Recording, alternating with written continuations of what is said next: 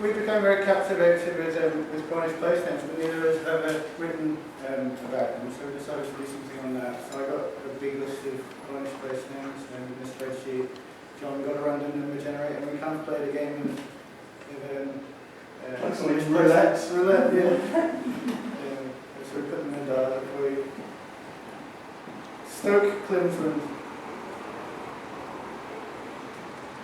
My barrel of a landlord is standing in the door of the Half Moon Inn to Stoke Clinton.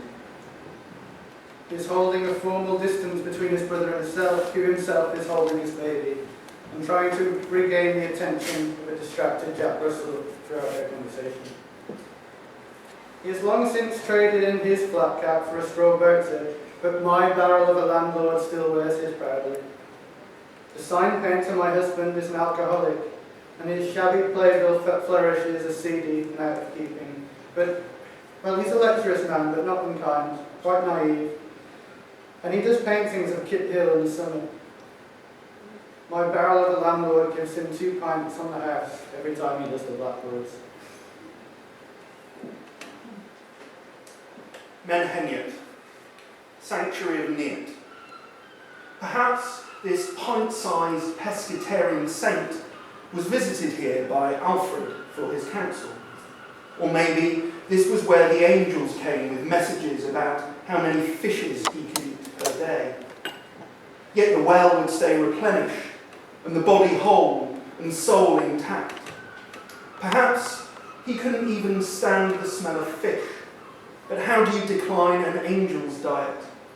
So perhaps what's meant by sanctuary is somewhere he could come and get a bit of bread or eggs.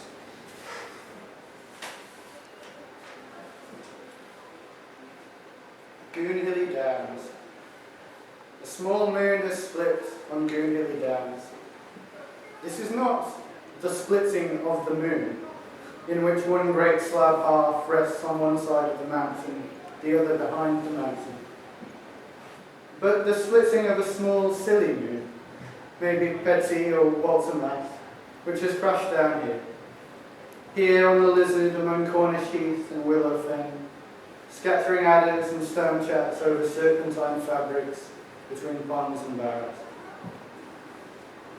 Yes, several of its skeleton shells have de-skimmed themselves, unbuckled here on the downs. Near the men here, Arthur, Merlin and more, now mythic monoliths with their own heirs. Between the tumuli, or let's now call them curtains. St. Anthony in Roseland. Antoninus, king and martyr, in the land of Ross, meaning promontory. And was this goodly county's frame a sterile promontory to you? Or did you see majestic roofs and excellent canopies stretching over seas and cliffs? Did you find here the peace to calm a fevered brain, the strength to rule, to grow, to love? Or were you even here at all?